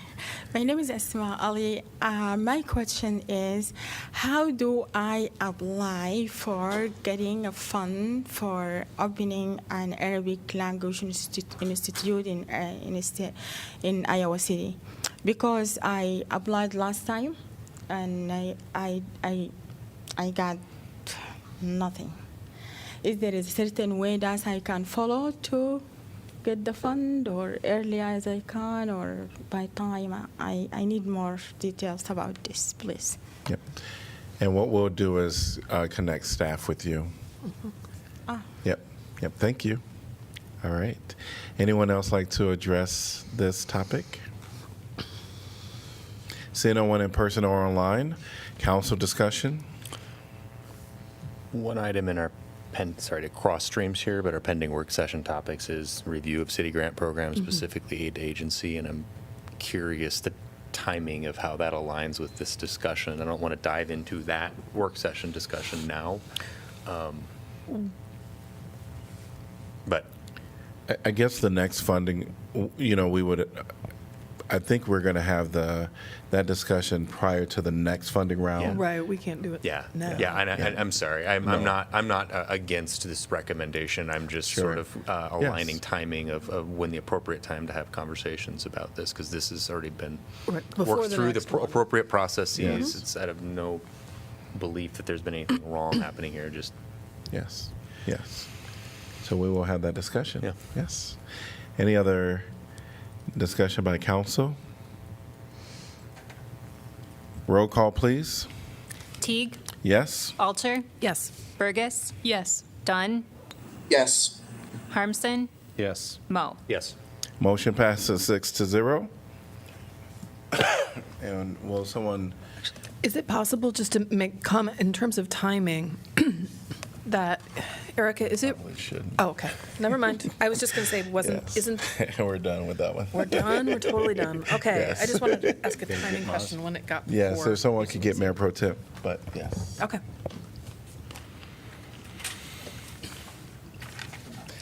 Sometimes I have. No, that's fine. That's fine. Oh, I'm ready for it. Well, on the right, on the left. That makes sense.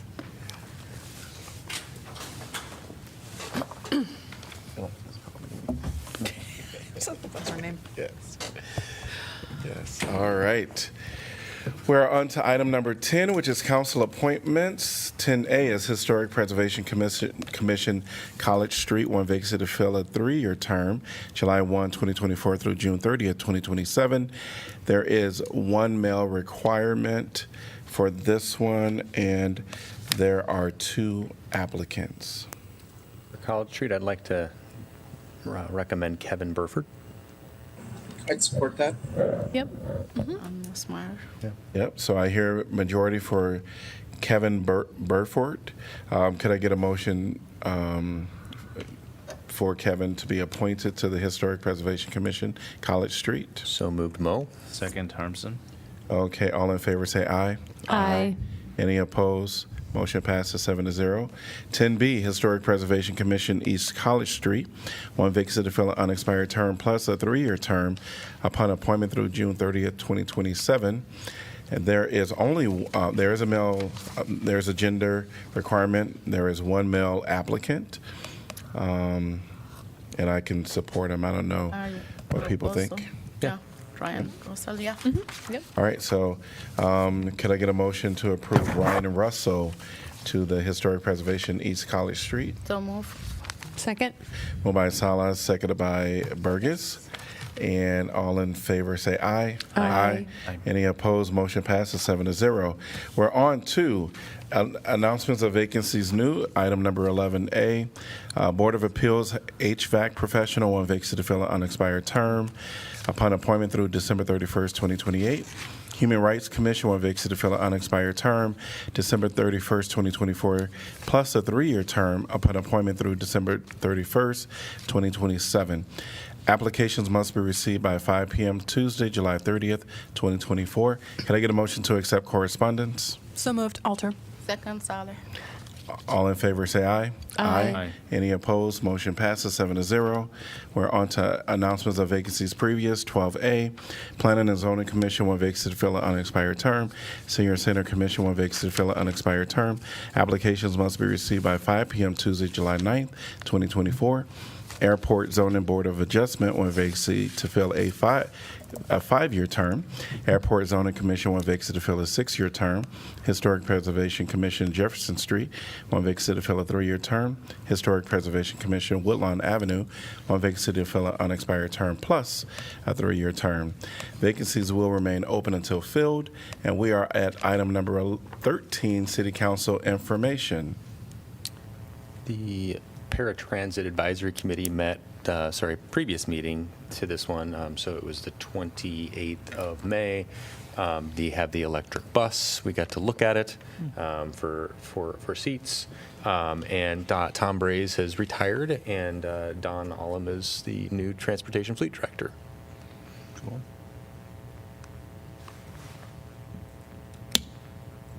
Well, I want to say that this past weekend was power-packed with a lot of stuff. Yes. So we had Juneteenth celebration on Friday. We had Pride celebration on Sunday. And then there was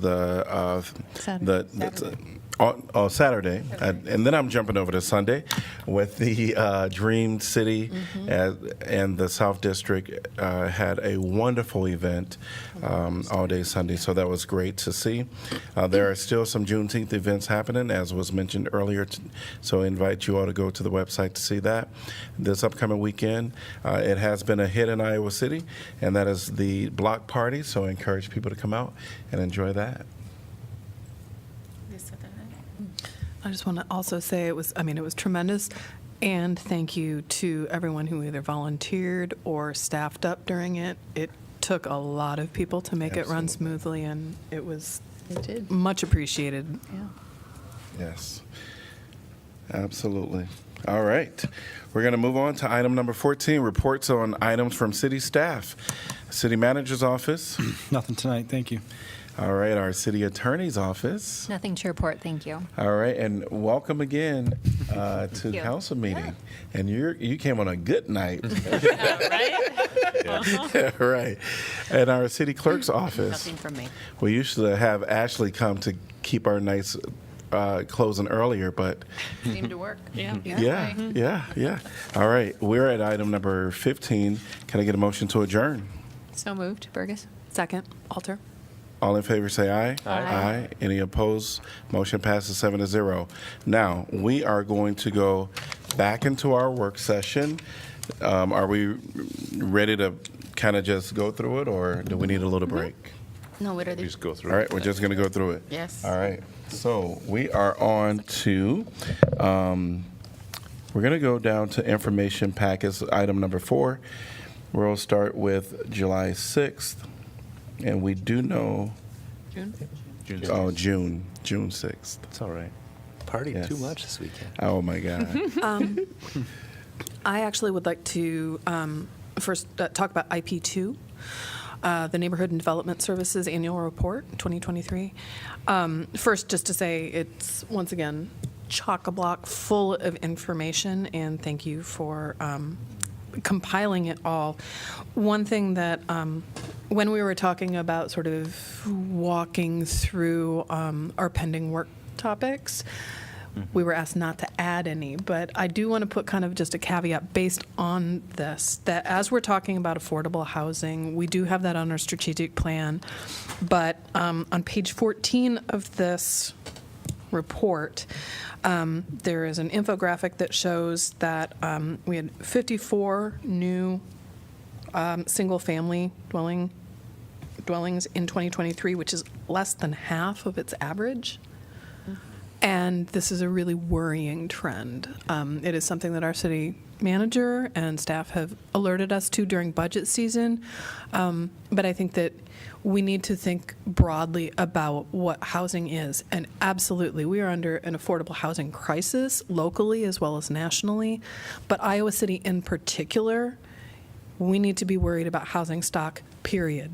We need to think creatively and expansively about how to increase our housing stock, not just, it's a yes and. Yes, affordable housing. We have to tackle this head on, and we need to increase all types of housing stock. Otherwise, we're going to see development. We are already seeing the trends. The development is happening in North Liberty, it's happening in Coralville, it's happening in Tiffin.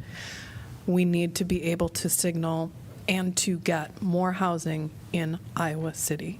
So I just want to point that out. You said it really great, saying I agree 100% or more than that. I So just yes would and. like to, just to build on that, I would like to suggest, and I see also if the council would like to move on this. I want just every city council, if we can just update, the staff can update us, every city council tell us how many people in the waiting list right now. It's like a warning for us for anything, hey, there is this amount of homelessness in the town right now, and this amount of people in the waiting list who live in Iowa City, and they are Section 8 recipient. Yeah, they are in the waiting, not recipient actually, in the waiting list. That's what I mean. Just kind of reminding us so we can say, oh yeah, we need to work on that aggressively. I asked the city manager for that information. I guess even if the staff don't want to say it, I can say it every time. Today, this is the number of I really want to focus on this. My next few months is for this. Until the end of the year, we need to talk about this all the time. That's why if you see me just bringing all the time the numbers, just to remind you that we need to do something aggressive on this. Yeah, and I'm not gonna put any pressure on you guys, but I need that numbers so we can just say it. Yeah, I think I don't know if you're intending to get the numbers and kind of just share it with us. Yes. I think that'd be great, just to keep it up before us. Yeah. Okay, thank you. Any other items from June 6th? We're going to move on to June 13th. And then there's two items that we know we want to talk about. It is going to be IP5, and that is the joint entities meeting, which is scheduled for July 15th. Any agenda items that we want to add? I think North Liberty and Johnson County are also asking for this, but the pop-up metro, which is the battery-powered train opportunity on the Karandick Railroad, if people are cool with hearing about that. I think it'd be great. Any other topics that we want to kind of highlight for the good of Johnson County? I liked the idea that came up in our work session about childcare being a joint entities issue. I don't think it's appropriate this soon, but getting that coalition teed up to present to with the schools and us and North Liberty would be great. I was going to say Yep. Yeah. So it doesn't sound like there's an item outside of the pop-up that anyone wants to kind of put forth at this time. Okay. And then remind us again where the meeting will be held. I believe it's North Liberty. North Liberty. Okay. Which one that? And they're at their new city hall, so. So they're just have it in The joint entity meeting? That was NPL. Yeah. So it'll be at North Liberty. All right. We're going to move on to IP 6, and this is the listening post. And so it is time again. So I don't know if people have up kind of the past listening post and who did what, but probably need to do one. We haven't done some in a while, but so maybe August, because July probably want to still preserve, unless I have not heard yet about the South District Diversity Market. It's not going on this summer. Okay, all right. Because I was going to suggest that we did that. We could do the farmers market. We've done that before, and we can probably do that in August, and then we'll do one more in November, unless there's two people that want to shift it to July, and then we would do it in October. I think August is good. Okay. Who wants to do August and who wants to do November? We'll just go ahead and assign them at this point. And which location? What's the date in August? Well, how about we just identify who wants to do it in August and November, and then we'll work offline with dates with Kelly. I'll do August. All right. I just want to ask about the location. Oh, I think the locations, we are comfortable with whoever's going to do it to determine. I would be comfortable with that. And if it's not at the farmers market, it doesn't have to happen at the farmers market. I'm flexible for any of the dates, so happy to do August, but if it doesn't matter. I feel like on the farmers market, people are coming for something else. Maybe few people will notice that were there and they're going to come and talk to us. But if we did it like somewhere and intentionally, council will be here, come and talk to them. I would rather do it somewhere else. So Mayor Pro Tem, well, during the time Mayor Pro Tem Alter and I, that's we did it at the farmers market, and it was kind of a busy day where people, stopped to see us because they had us right there before them, and we weren't there campaigning. Yeah. And so there was, they had us right where they wanted us. I just mean like not everyone go to the farmers market. Yeah, no. And again, there are different places that they've been, but I just suggested, a place that was already having individuals, but certainly.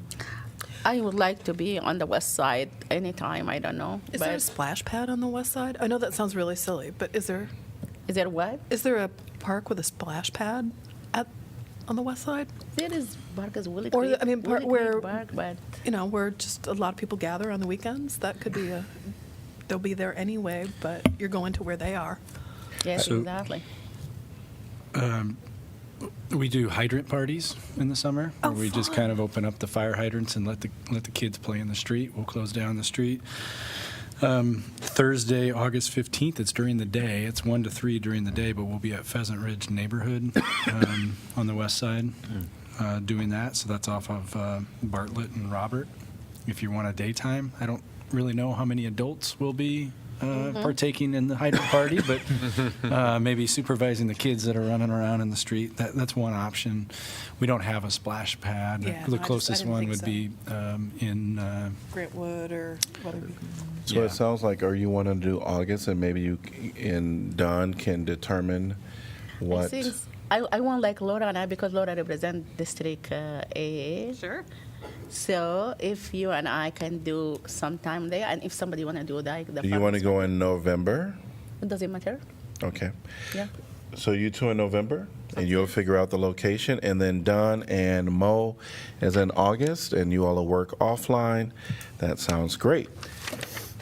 Any other items from June 13th? Hearing none, we're moving on to item number 5, University of Iowa Student Government updates. Welcome. Hi, everyone. I hope you all are well. Can you guys hear me okay? Yes. Okay, good. Just checking. If you noticed the lady, the very stunning lady who is next to me tonight in the back, that is not the deputy. So that is our vice president for USG. Her name is Brenda Ramirez, and I'm just so excited to hopefully have more guests from USG come and observe City Council. It has been my goal, and I feel like I've reiterated this time and again, that I want to get more members of USG to engage with local government. And yeah, that is just a big thing for me this year. I have a couple numbers in this next point, so just be aware It's kind of a long point. So the Board of Regents has approved a 3% tuition increase for non-residents and a 1.3% increase for residents in their most recent meeting held at UI. In total, this is an increase of $395 and $270 respectively. In addition, there was also a 2.5% increase in mandatory fees. These percentages apply to the entire 2024 and 2025 academic year, not per semester. The Radiation Sciences program has requested an additional increase of $1,617 for both residents and non-residents for fall 2024 to help balance their budget through a 3-year program. These are increases for undergraduates, but there are additional hikes for graduate and professional programs as well. And these increases between all 3 universities are estimated to generate $35 million in revenue for fiscal year 25. And in terms of peer comparisons to other colleges, the University of Iowa still ranks mid to low on these lists in terms of how expensive our fees and tuition are compared to Big Ten counterparts. Additionally, student regent Abby Crow attended her last meeting with the Board of Regents at this same meeting. She's an alumna of UI, and the student regent terms rotate between 3 regent schools on 6-year terms. USG commends her work and thanks her for her dedication. I finally got an email sent out to the city manager about our legislative agenda initiative of infusing our platforms. I will respond shortly to that once I get word from the rest of my team. And then, yeah, Lease Gap is happening. I ran into some trouble coordinating the program, but all is well. We've troubleshooted all the issues. So, yeah, that's all I have for you tonight. Thank All you. right. Thank you. Thank you. We're on to item number 6, which is our final agenda item for the night. Council updates on assigned boards, commissions, and committees. I think many people, well, I think we already got that the I last, jumped the gun. So, any other items? Hearing none, we are adjourned. Enjoy the evening. Thank you. Hallelujah.